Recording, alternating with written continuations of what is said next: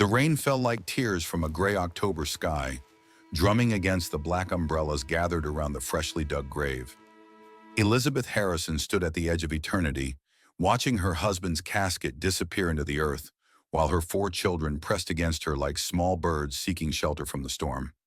She couldn't hear the pastor's words anymore. The roar in her head, the white noise of grief that had taken residence since that Tuesday morning 2 weeks ago, drowned out everything except the sound of her own breaking heart. James was gone, her husband of 12 years, the man who sang off-key in the shower and burned pancakes every Saturday morning, who kissed her forehead before leaving for work each day. Gone at 34, taken by a construction accident that lasted 3 seconds and shattered 34 years of life. At 34 herself, Beth had become a widow. She felt eyes on her throughout the service, cold, calculating eyes that belonged to the Harrison family. They stood across the grave like a wall of judgment. William Harrison, her father-in-law, rigid as a fence post with his jaw clenched so tight, she could see the muscles working beneath his weathered skin. Margaret Harrison dabbed at her eyes with a monogrammed handkerchief, but when her gaze found Beth, it was cold as January frost. Robert Harrison, Bobby to his friends, whispered something to his wife, Linda, and both looked at Beth with expressions she couldn't quite read but didn't like. Linda shifted uncomfortably, her eyes darting between her husband and Beth. As if she carried some burden she couldn't share, the Harrison family had never truly accepted her. When James brought home the waitress he'd met at the diner on Route 47 11 years ago, they'd made their disapproval crystal clear. She wasn't from their world of property lines and family legacy. Her parents had been factory workers, dead now for 6 years, leaving her nothing but a few photographs and her mother's wedding ring. But James hadn't cared. He'd loved her fiercely, defended her constantly, and eventually moved her into the old farmhouse where he'd grown up. A weathered 3-story structure with peeling white paint and a wraparound porch that groaned in the wind. Standing apart from the mourners beneath a black umbrella was Charles Murray, 72 now, the former Marine who taught James carpentry after he left the military. Rain mingled with tears on his weathered face as he watched his protege laid to rest. As the first shovelful of earth hit James's coffin, with a sound that would haunt Beth's dreams forever, she wondered how much longer the farmhouse would truly be home. The answer came faster than she could have imagined. The day after the funeral, the Harrison family appeared at Beth's door like an invading army. Beth was in the kitchen washing dishes when she heard the knock. Her oldest, Emma, was helping the twins with homework at the kitchen table. 10-year-old Emma had inherited her father's dark curls and serious eyes. 7-year-old twins Jack and Lily sat close together, finishing each other's sentences as they always did. 4-year-old Sam played with his trucks on the floor, still asking for Daddy every morning. "Come in," Beth said, opening the door and trying to summon a smile. "This won't take long." Margaret brushed past Beth without removing her shoes, mud from the cemetery still clinging to her heels. They stood in the living room and looked around as if taking inventory. William's eyes lingered on the mantel where Beth had arranged family photos. "We need to discuss the situation," William said, his voice flat and businesslike. "What situation?" Beth asked, though dread was already pooling in her stomach. "The house," Bobby spoke for the first time. "It belongs to the family." Beth looked from one face to another, searching for empathy and finding none. "I know it's a family home. James and I have been living here for 8 years. The children have grown up here. The house was never deeded to James." Margaret's voice was crisp. "It remained in William's name. You have no legal claim to this property, Elizabeth." The words landed like slaps. Emma appeared in the doorway, her dark eyes wide. "We've decided the house should stay in the family," William continued. "Bobby and Linda are expecting their second child. They'll need the space."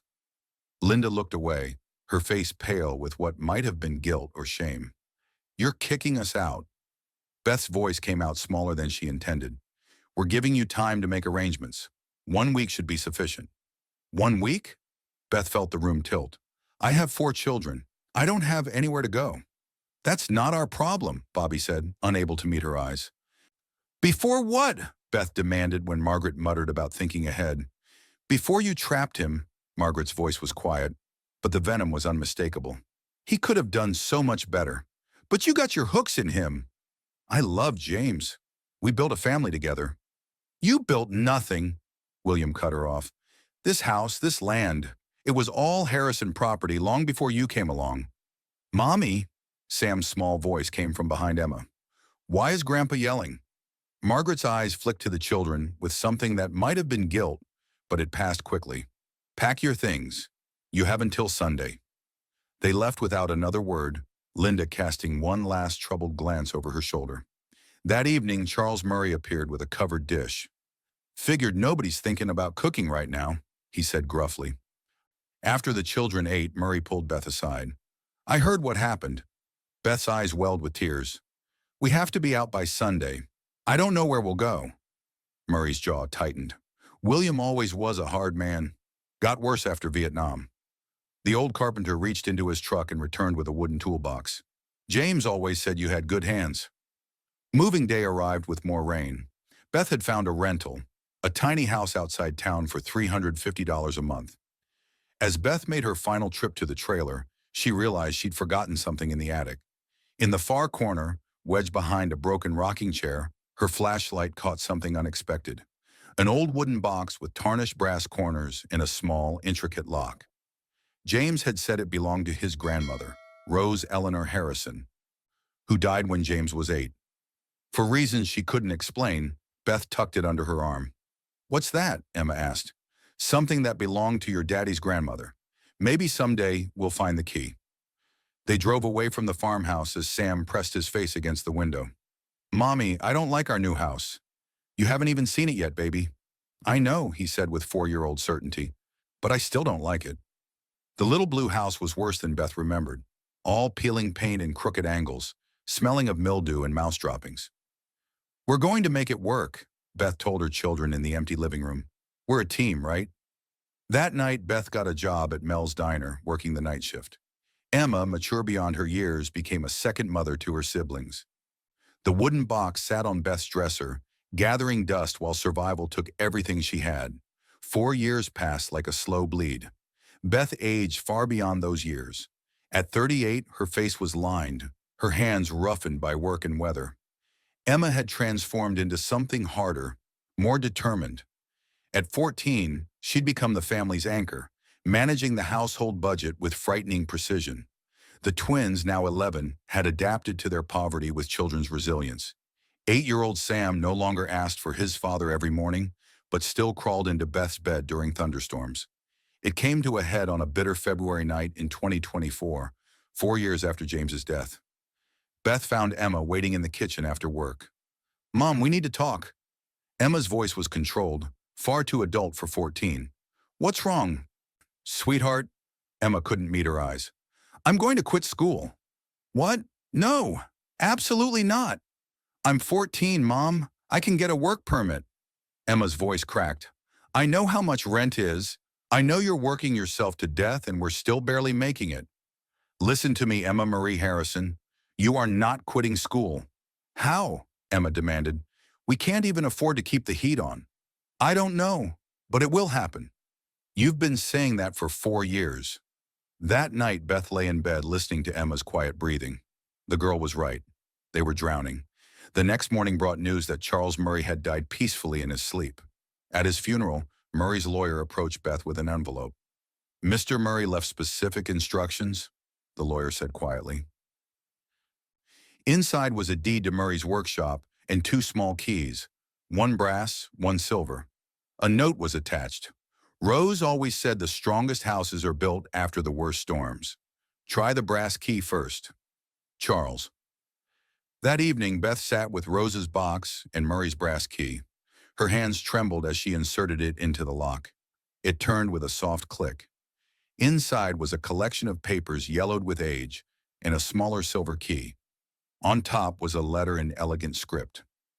My dearest ones, if you are reading this, then our family's truth has been buried long enough. I am writing this on July 15, 1957, knowing that secrets have a way of emerging when the time is right. I am Rose Eleanor Harrison, and I have carried the weight of my family's deceptions for too long. When my father died in 1938, he left his estate to me, his only child, including the northern 50 acres with the mineral rights that run deep beneath the soil. But my husband wanted control. He convinced me to sign papers putting most of the land in his name. I was young and trusting and foolish. I signed. But I kept one thing back, the original deed to the northern parcel and all mineral rights associated with it. In 1947, Standard Oil came surveying. They found a significant natural gas reserve beneath the northern 50. I sold them the extraction rights for $50,000, with royalties to follow for as long as they pulled gas from the ground. My son never knew. I kept that money separate, building a trust that would outlive all the bitterness and greed. William Jr. has grown into a hard man like his father. I do not trust him to do right by whoever comes after. So I have established an ironclad trust. When I die, the northern parcel and all associated mineral rights will pass not to my son, but to my grandson James, and upon his death, to his lawful spouse and children. My lawyer Thomas Mitchell has seen to that. The silver key opens safety deposit box number 247 at First National Bank of Millbrook. Do not let them take from you what is rightfully yours. With love and hope, Rose Eleanor Harrison. Beth read the letter 3 times, her hands shaking. Emma had to take it from her on the 3rd reading. "Mom, are you okay?" "I think we need to go to the bank." The next morning, Beth stood before First National Bank with her 4 children. At the information desk, she presented Rose's silver key. "I need to access safety deposit box 247. It belonged to Rose Harrison, my husband's grandmother."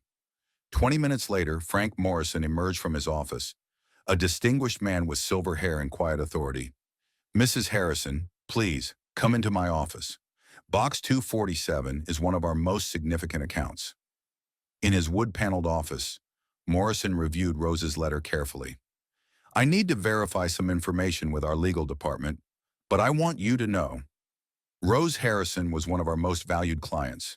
She was brilliant, meticulous, and very careful about protecting her family's future."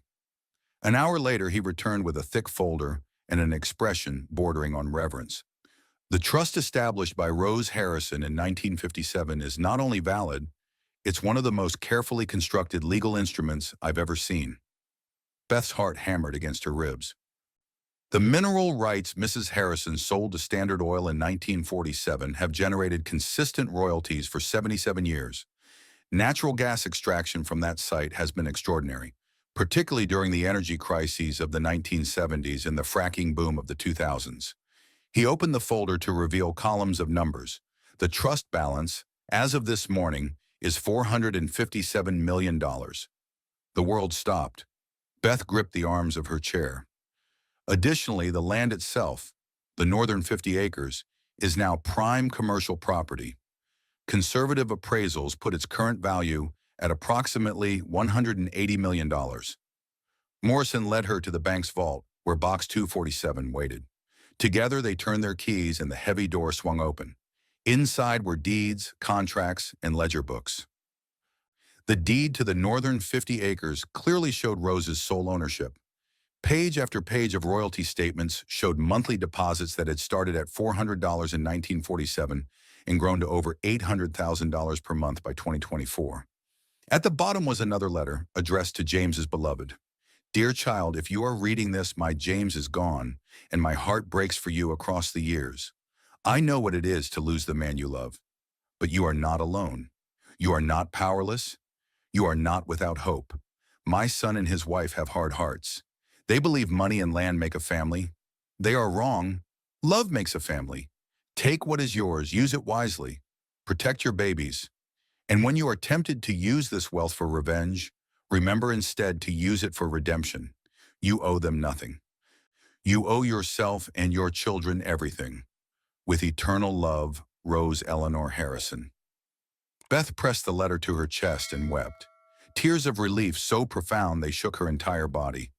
"Mrs. Harrison, you'll need excellent legal representation," Morrison said gently. "I can recommend Thomas Mitchell. He's 86 years old, but he was Rose's attorney." That afternoon, Beth sat in Thomas Mitchell's office, a converted Victorian house with walls lined with well-read law books. "Any case involving Rose Harrison is a personal mission for me," the old lawyer said, his eyes sparkling. "She was one of the finest women I've ever known." Can they break the trust? Mitchell's smile was sharp. Mrs. Harrison, I'm 86 years old. I've been practicing law for 65 years, and I helped write this particular trust. This is ironclad. They can try to break it, but they'll fail. Hello, everyone. Thank you so much for joining me today.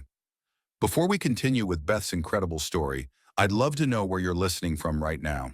Are you at home, maybe taking a walk, or perhaps driving to work? Drop a comment below and let me know.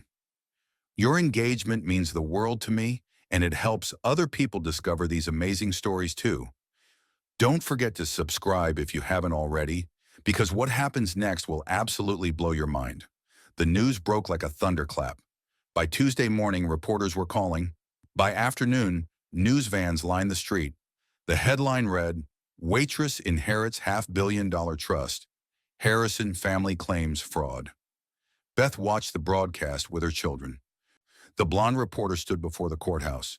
In a stunning development, Elizabeth Harrison, widow of James Harrison, has filed a claim to mineral rights and property worth over $600 million. The screen cut to William Harrison, his face purple with rage.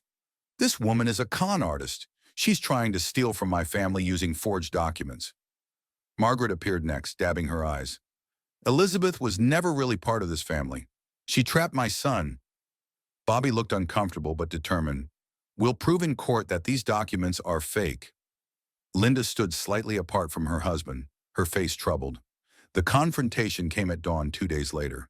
The Harrison family emerged from a black Mercedes like an invading army. You scheming little thief, Margaret hissed. How dare you try to steal from your own children's family? I'm not stealing anything, Beth said calmly. I'm claiming what Rose Harrison left to her great-grandchildren. My mother left nothing to you, William roared. The documents are real. Rose made sure of that because she knew exactly what kind of people you were. Bobby stepped forward, desperation twisting his features. You think you're going to take that development deal? Your family earned nothing, Beth shot back. Rose earned it. She created that trust because she knew you'd throw out a widow and her children without a second thought. Those children are nothing, Margaret spat. Just like their mother. Emma appeared in the doorway. Don't you ever talk about my mother like that, she said, her 14-year-old voice carrying surprising steel. You threw us out in the rain. You never called to see if we were okay, and now you're angry because we don't need you anymore. Get off my property, Beth said firmly, before I call the police. They drove away in silence, leaving Beth and Emma shaking but victorious. The weeks leading to the hearing passed in a blur of preparation. The Harrison family hired Blackwell & Associates, the most expensive law firm in the state. But Mitchell had intimate knowledge of Rose's mind and 67 years of preparation. 3 days before the hearing, Beth received an unexpected text. We need to talk. Riverside Park, tomorrow at dawn. Come alone. I have something you need. Linda. The next morning, Beth found Linda sitting on a bench near the water, looking as if she hadn't slept in weeks. Thank you for coming, Linda said. I wasn't sure you would. Linda's hands shook as she withdrew a small recording device. Bobby found Rose's letter 8 years ago, right after you and James got married. William told him to burn it. They've known about the trust all along. Beth's blood turned to ice. William convinced Bobby it wasn't valid, that no one would ever find out. Linda pressed the device into Beth's hands. This contains recordings of Bobby and William discussing the trust and planning to sell the land to developers. Why are you helping me? Linda's eyes filled with tears. Because Bobby has changed since James died. He's become his father. Cold, greedy. We have a daughter now, Beth. I can't let her grow up in a family built on lies. The courthouse was packed on hearing day. Beth walked through the crowd with Thomas Mitchell and her 4 children, facing the Harrison family's team of 5 expensive lawyers. Judge Patricia Wells entered with the bearing of someone accustomed to life-changing decisions. Harrison Cross, the Harrison family's lead attorney, argued first. He painted Beth as a manipulative woman who'd found questionable documents and was trying to defraud the grieving family. Then Thomas Mitchell stood slowly, leaning on his cane. Your Honor, he began, his voice filling the courtroom. Opposing counsel has presented quite a story. Unfortunately for them, It's built on lies that are about to crumble. He presented Rose's documents methodically: the original deed, the mineral rights contracts, the trust documents notarized by 3 attorneys. Mrs. Rose Harrison was not a confused old woman. She was sharp, careful, and deeply aware of her family's character. She made provisions to protect her great-grandchildren from the very cruelty we've witnessed. He called witnesses: Frank Morrison, the professor who confirmed the gas deposits, the 91-year-old notary who'd witnessed Rose's signature. Then he called Beth to the stand. Mitchell asked her to describe her marriage, their life in the farmhouse, their children. "Mrs. Harrison, did the defendants ever offer you any support after your husband died?" "No, sir. They gave us 1 week to leave our home and never contacted us again." "Did they visit their grandchildren?" "No, sir. Not once in 4 years." Cross's cross-examination was vicious, but Beth had survived 4 years of poverty and humiliation. A lawyer's questions couldn't break her now. Then came Mitchell's final surprise. "Your Honor, we'd like to introduce additional evidence." The courtroom stirred as Mitchell played Linda's recording. Bobby's voice filled the silence. "Dad, what if someone finds out about Grandma's trust?" William's response was damning. "No one's going to find out. That waitress doesn't have the brains to figure it out. And even if she did, who would believe her over us?" The recording continued, detailing their knowledge of the trust, their plans to sell property they knew they didn't own. When it ended, the courtroom was silent. William's face had gone ashen. Margaret stared at her hands. Bobby looked like he wanted to disappear. Judge Wells called a recess. 3 hours felt like 3 years. When court reconvened, Judge Wells looked out with an expression of someone who'd seen the worst of human nature.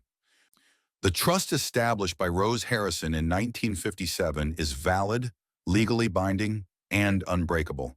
The documents are authentic, properly executed, and meet every requirement." William made a sound like a wounded animal.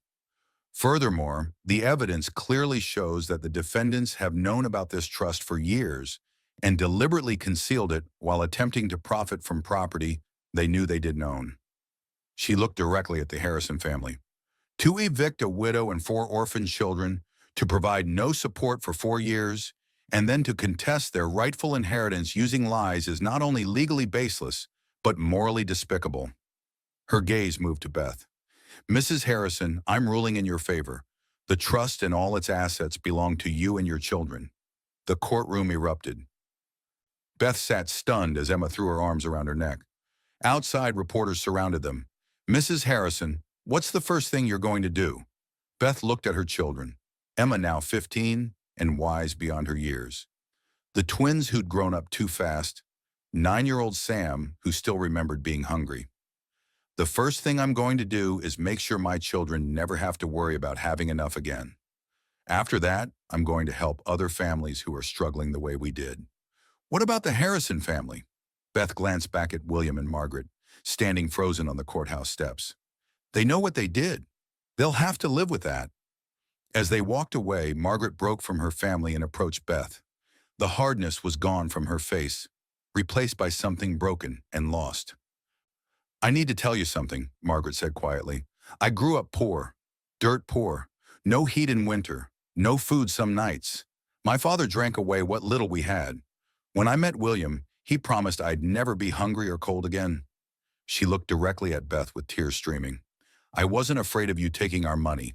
I was afraid of becoming you, of losing everything and going back to being that scared, hungry girl. I spent 30 years building walls to protect myself, and I turned into exactly what I'd always hated."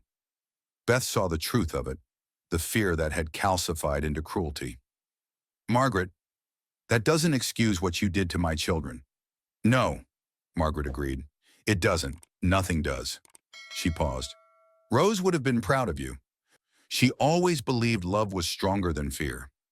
Before we find out how Beth transforms her newfound wealth into something beautiful, this would be a perfect time to hit that subscribe button and share this story with someone who might need to hear it. Sometimes our greatest trials prepare us for our greatest triumphs. Now let's see how Beth honors Rose's legacy of redemption over revenge. 5 years passed like a dream after decades of nightmare. Beth used Rose's gift not for revenge, but for redemption, exactly as the wise woman had advised. The first thing she did was purchase the old Harrison farmhouse when it went up for auction after the family lost everything to legal fees and Bobby's gambling debts. Standing on the porch where she'd been humiliated, Beth felt no triumph, only sadness for lives wasted on bitterness. She converted the farmhouse into Grace House, a shelter for single mothers and their children. The house that had been a symbol of exclusion became a beacon of hope. The transformation was extraordinary. The cold parlor where Margaret had once held court became a warm community room with comfortable furniture and floor-to-ceiling bookshelves. The upstairs bedrooms were converted into 8 smaller but cozy rooms, each with its own bathroom. Beth hired staff who understood struggle, women who'd walked difficult paths and could guide others through rebuilding their lives. She established partnerships with local businesses, created funds for first and last month's rent when residents were ready for independence. Grace House became more than shelter, it became transformation. Maria arrived with 3 children under 6, fleeing domestic violence with nothing but bruises and fear. 6 months later, she graduated from nursing school and moved into her own apartment. Jennifer, widowed and drowning in medical debt, learned bookkeeping through Grace House's training program and now manages finances for a construction company. Sarah fled an abusive situation so dangerous she arrived with only the clothes on her back and her 7-year-old daughter. Today, she's a certified paralegal advocating for domestic violence survivors. Beth opened Second Chances Cafe on the edge of town, hiring people society had written off, former addicts, ex-convicts, people with employment gaps. The cafe became wildly successful because there was something powerful about a place where everyone was rooting for everyone else. She established the Rose Harrison Foundation with an endowment of $50 million, funding scholarships for single mothers, grants for women's organizations, and affordable housing projects throughout the region. Emma graduated high school as valedictorian at 17, her speech moving the entire auditorium as she spoke about resilience, family, and the power of love to overcome any obstacle. She chose Harvard Law, determined to fight for families like theirs. The twins flourished in ways impossible during their poverty years. Jack discovered engineering talent, spending summers learning to build affordable housing. Lily developed her artistic gifts, documenting Grace House residents' stories through photography, creating a visual record of transformation. Sam, now 13, had grown into a thoughtful young man who volunteered at Grace House every weekend, reading to younger children and helping with homework. His childhood trauma had transformed into deep empathy for others struggling. Beth had changed in ways she never could have imagined. The frightened waitress thrown out in the rain had become a force for change throughout the region. She testified before a state legislature about domestic violence funding, consulted with cities on affordable housing, spoke at conferences about second chances, but she never forgot where she came from. She still lived modestly near Grace House, eating lunch with residents, listening to their stories. Linda Harrison had been one of Grace House's first residents after leaving Bobby, who'd spiraled into gambling addiction after the trial. She arrived with her 6-year-old daughter, broken and ashamed. "You did the right thing," Beth told her. "You chose truth over lies. You chose your daughter's future over your husband's greed." Linda rebuilt her life carefully, working as a paralegal while taking night classes. Her daughter called Beth Aunt Beth and spent holidays at Grace House. Bobby had disappeared after losing everything in bad deals and worse bets. William and Margaret had both died within 2 years of each other. Lonely deaths unmourned except by Linda, who attended out of obligation. On a warm June evening, exactly 5 years after the court ruling, Beth stood in the garden behind Grace House, a sanctuary with flower beds, fruit trees, and vegetable plots the residents tended together. Emma stood beside her, now 22 and about to graduate law school. The serious girl who'd wanted to quit school had become a powerful advocate, already accepted for a fellowship with the Children's Defense Fund. "Mom," Emma said, linking their arms, "do you ever wonder what would have happened if you hadn't found Rose's box?" Beth considered the question, looking at the house filled with light and laughter. "I think Rose would have found another way. Love always finds a way."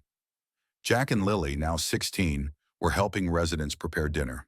Their laughter drifted through open windows, mixing with voices of children playing and mothers sharing the day's victories and challenges. Sam appeared at Beth's side, 13 and almost as tall as his mother, carrying a letter. "This came for you. It's from someone named Rachel."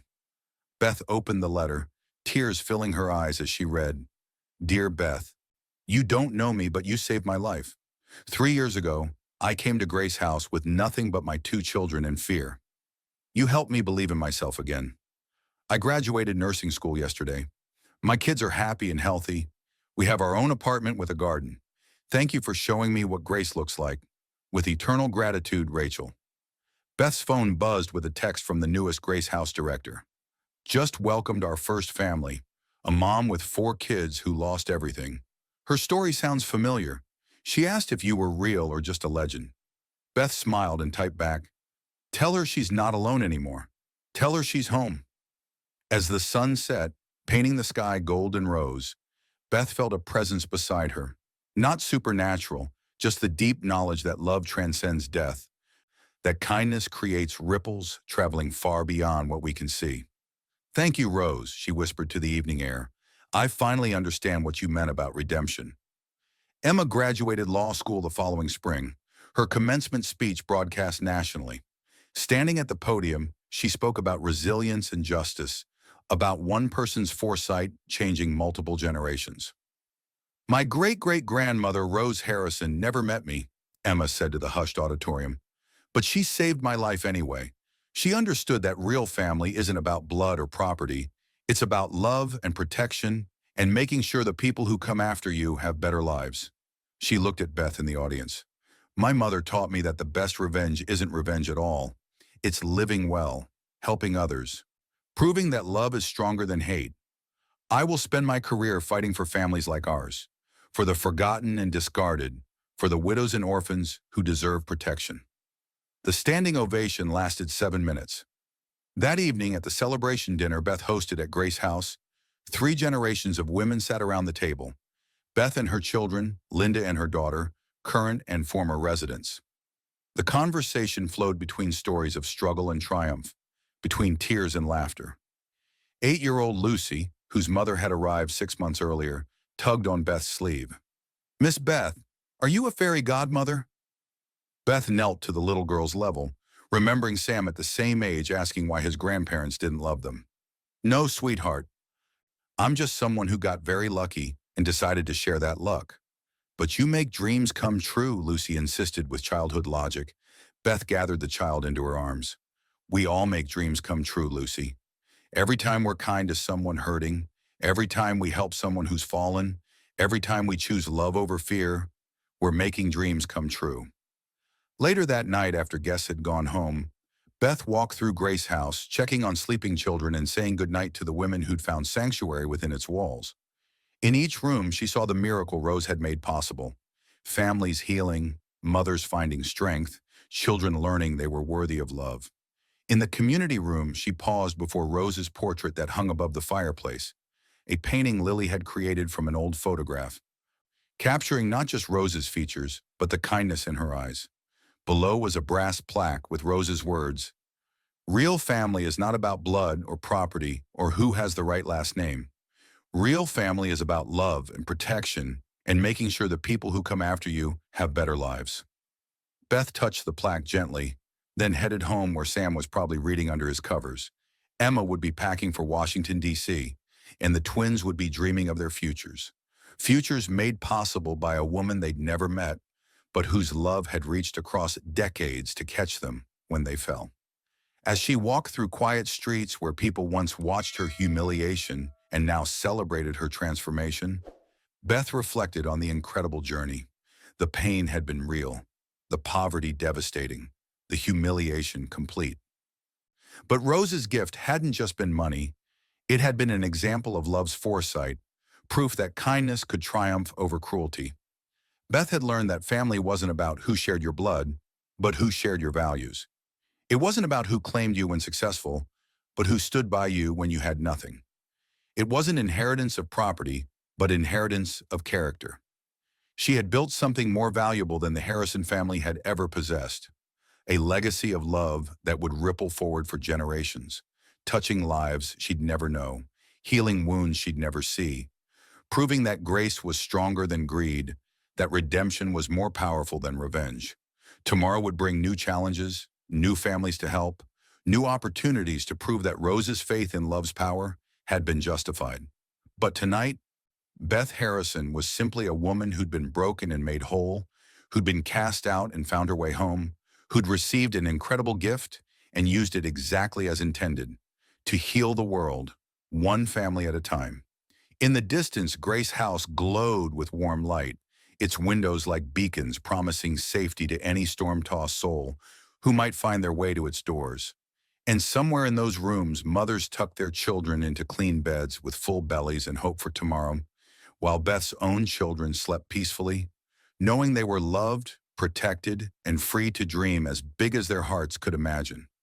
Rose Eleanor Harrison's gift had accomplished everything she'd hoped and more. Love had triumphed, family had been redefined, and Grace, as always, had found a way.